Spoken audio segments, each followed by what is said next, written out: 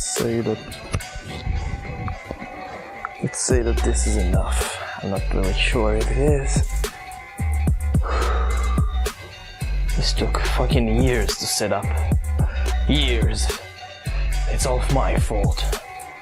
My egotistical nature wanted to create, to make something of myself. Also, everybody's gonna hear me now. It's the end of my privacy. Anyway, hey everybody, this is Vin Christine here. The first time I'm referring to myself with this name live, because this is a momentous occasion actually. It's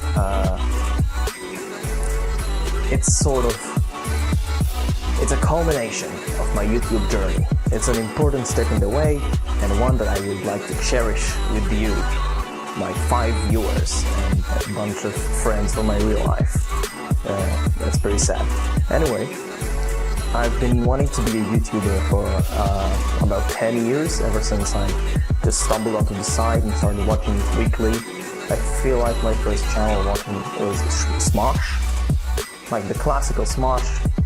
As a child, I loved that shit. I was waiting every Friday, staying up late, because here in Israel the time is completely different than the USA, and their upload schedule required me to stay up really late. Anyway, I kind of idolized the format of, just picking up a camera and doing whatever you want for the entertainment of the whole wide world. It's really struck to me. So when I was about 13, I think, or 14, I tried to make my first YouTube channel. It was the channel was called Hunterified. It's still up, but I've unlisted most of the embarrassing videos. At that time, I was a really big fan of PewDiePie, as everyone else that was. Actually, not everyone. It was like 2 million subscribers. I'm kind of prideful that I was one of the first ones. If 2 million counts as first in this weird day and age of huge celebrity popularity, whatever. So I tried to make a gaming channel, playing Left 4 Dead, Minecraft, Team Fortress 2, Far Cry, and it was a really fun experience, but it lasted only about 2 months, maybe less. I uploaded about 10 videos, and I was very passionate about it. I was making thumbnails, I was doing everything right, in a sense, and I have regrets up to this day that I didn't continue with it. Because if I would have continued with it, I have no doubt that today I would have been, I don't know, famous, but pretty big. Not pretty big, medium-sized channel. I could have made money off of this shit if I had continued and persevered back when I was 14, which was around 7 years ago. 7 years on this channel, gaining skills, expertise, audience. It would have been amazing. But I didn't, because of one reason: criticism and judgment. Well, I was a 14-year-old child making silly videos copying PewDiePie, screaming my heart out at fucking Team Fortress 2. And obviously, when I posted it on forums, it wasn't Reddit, it was Israeli forums, everybody hated that shit. It was terrible. And back then I took it as, I'm terrible. I'm the worst person to ever live on this planet, so nobody wants to see me. It's done. It's a done deal. I unlisted all my videos and went on with my life to go on acquiring major depressive disorder and whatever. That's sympathy. It's not about sympathy. It's not about sympathy. I feel like everybody has depression somewhere deep down. Some people just don't say it. So I didn't persevere because of the criticism, which today, in retrospective, I can safely say was, expected. Today, as a 21-year-old, when someone posts to Reddit, their Fortnite gameplay, 5 kill streak, whatever, I don't give a shit about that. That seems to me like terrible content. And it is, but it's also a starting point. So I wouldn't, ever ridicule someone for doing that. I would say, keep on persevering. Try to make it better. Try to make it more unique. Don't be just another guy in the crowd. But that's not what I got when I was 14, and that has been the whole dream shut down for like 5 or 6 years, until 2 years ago, 2 or 3 years ago, I wanted to revive the dream. I was very inspired by anime YouTubers, actually. Digibro and Endless Jess, for anybody who knows. Their content was so personal. They put all of their hearts onto the screen, all of their personality, all of their insecurities, all of their insane madness. And I wanted to be just like that. I wanted to be comfortable with my madness. I wanted to be myself and let everybody in the world knows, allow the people that can't handle madness to just leave, and allow the people who would benefit from seeing the madness, like my full artistic expression, to come on and form a community with them. That is based on me. It was, and still is, in a way for me to fulfill my narcissistic fantasies. But it's also a way for me to try and form community and reduce my loneliness in general. And maybe reduce other people's loneliness as well. So I tried making anime reviews, anime analysis, but in general, in these 3 years that I've been trying really hard from my perspective. I've made about 3 or 4 videos total. And they weren't like, they were fine videos, but the time that it would take me to produce them today would have been 2 or 3 months. Nothing more than that. I've had so much barriers, mental barriers, in my way when I was trying to create back then. And that meant that every video, like a 5-minute video, would take me months upon months without any gratitude or like reward from doing it. It was just, it felt like I was working for nothing. And eventually I decided to quit again, because I had this idea in my head that I had to make money off of this, that I can't work a normal job, that I can't do anything in life if this shit doesn't work out.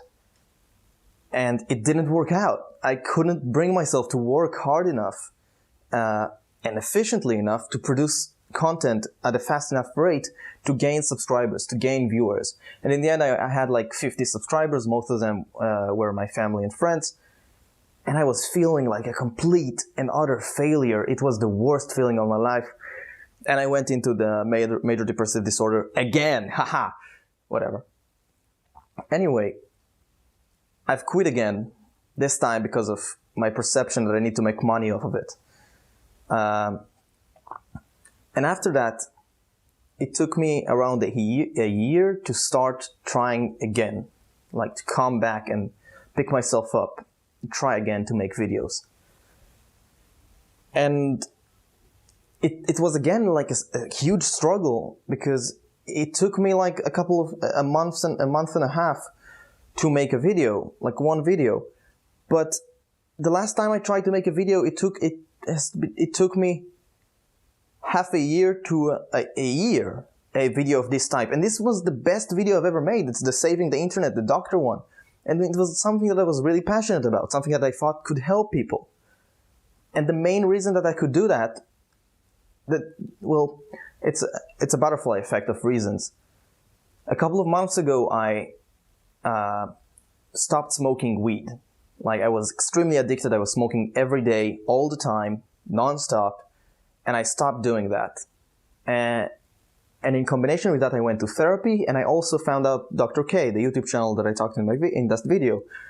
And that has really helped me gain a different perspective to YouTube. Like, I wouldn't say it's a hobby. It's a lot bigger than that. It's my greatest passion right now. But I do not let myself be too attached to it as to get to a state in which my whole self-image is based around one video. And if that doesn't get any views, or I think it's shit, then I'm done. I'm crumbling down and everything in my life is over. I feel like that gaining that perspective, like detaching myself from each specific video and trying to connect to the whole career, as in like 20 years of a lifetime in which I will make a lot of videos, a lot of content. One specific video doesn't really mean much. It just means a lot in the moment that I'm making it. It means the whole world to me because that's what I'm working on at that moment. And that perspective is extremely ruining. It doesn't allow you the freedom to actually enjoy what you're doing in the moment, because everything that you're doing in the present is like a reflection of your whole self-image. If you fail at that, you fail at life and it's over.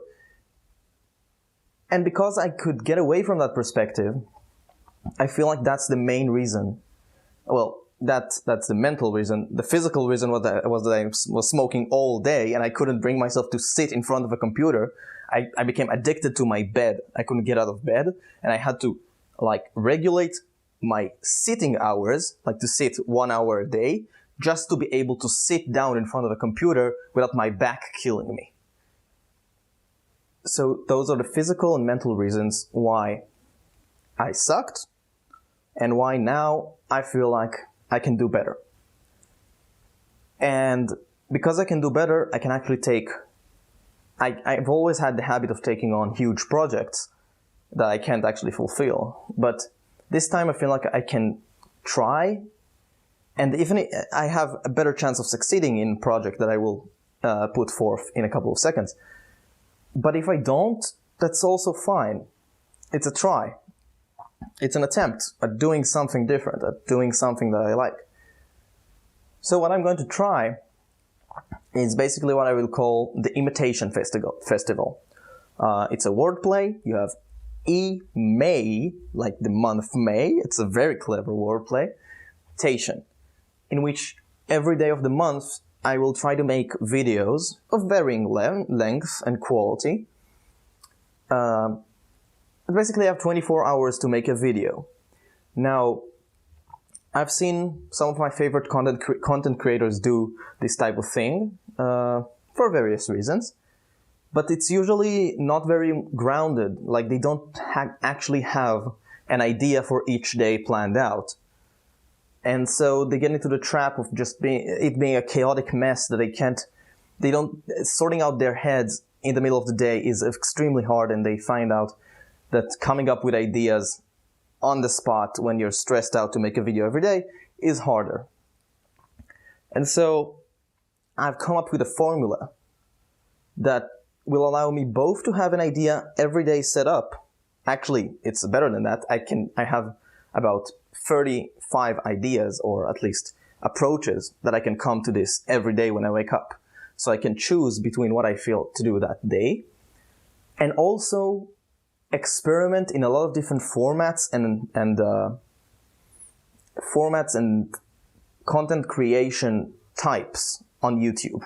Because every day I'm going to pick one YouTuber or one style of YouTubing which has been very influential to me and my growth as a person, which I like, basically. And I would try to I would start the day watching their content.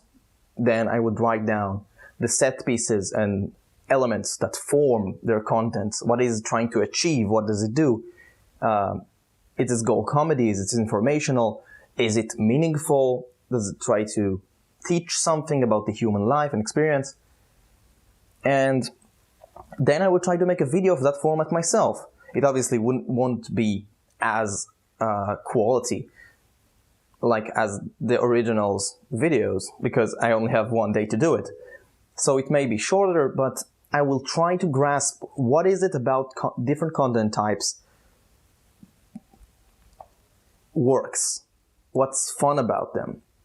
Like, the most important thing that I want to gain by this experience this month is to know what I like, because generally I haven't tried my hand at a lot of content types. Mostly I've done commentary videos. I've done a bunch of gameplay videos in when I was 14, but not much else. So I'm going to try to imitate all of these different YouTubers and styles.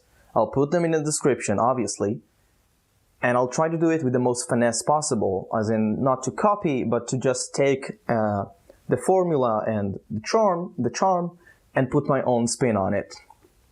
But if it does come out as a copy to some of you, you can suck it. Art is about imitation. It's about, in a way, it's about copying. Like, you don't come to an artist, like, even if they trace, like, a drawing from DeviantArt, then yeah, that's kind of shitty if they post it as their own without any credit. But people trace all the time as a form of practice. And I obviously don't have enough subscribers and viewers to make money off of this. This is just an experience. It's a festival. I want everybody to be happy about it. So yeah, that's the explanation of the format. What I'm trying to achieve by doing this format is I basically want to be desensitizing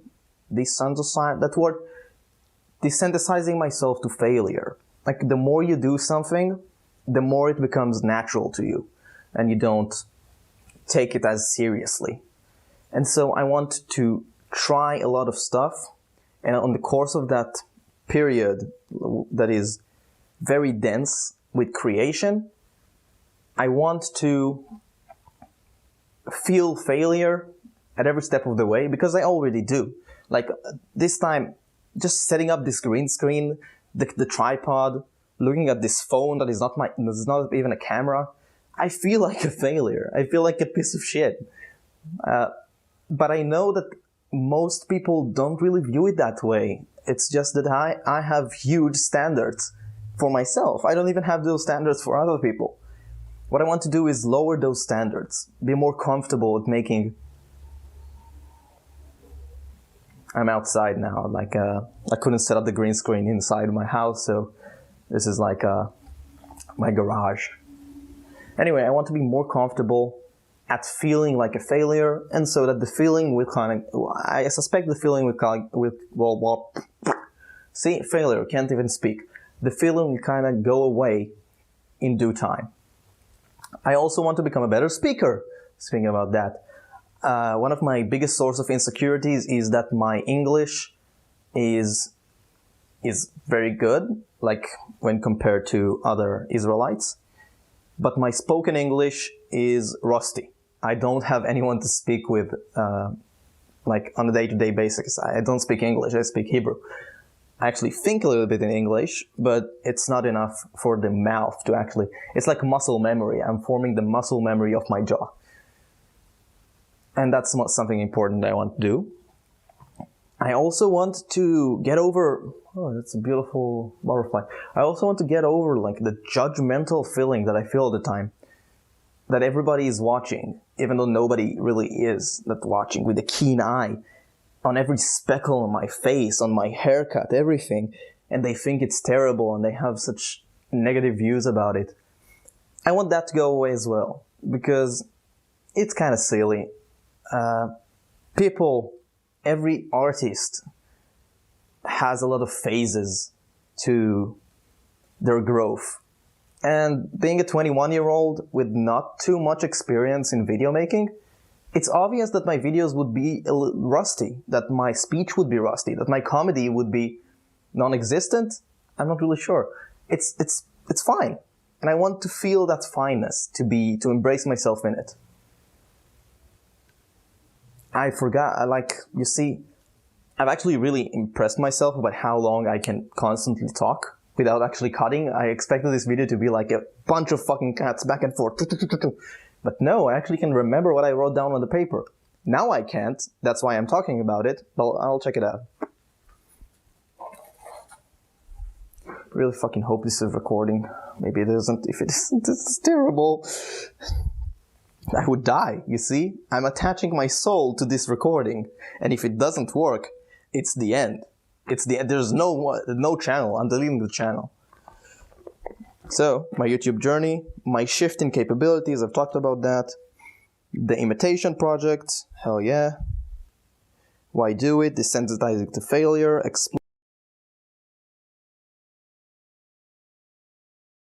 Look, I just had the most terrifying experience. Exactly what I've been talking about if this video wasn't recording. When I came back to the phone, it was on the home page. That was terrifying. but actually, I still have the recording. This is the most adrenaline I've felt in years, okay? So, anyway, I don't know where it stopped recording. All I wanted to say was that this is a learning experience. Don't be mad about copying, because that's how humans learn, and goodbye.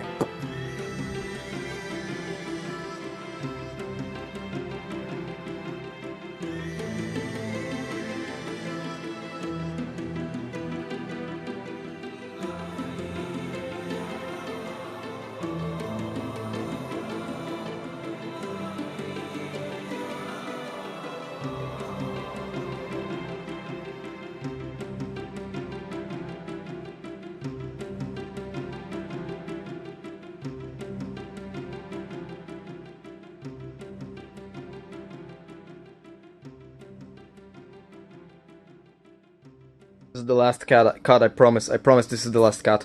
I just forgot to say the most important thing. Like this is a part of the series. This was an imitation of an update video. You got wrecked, bro.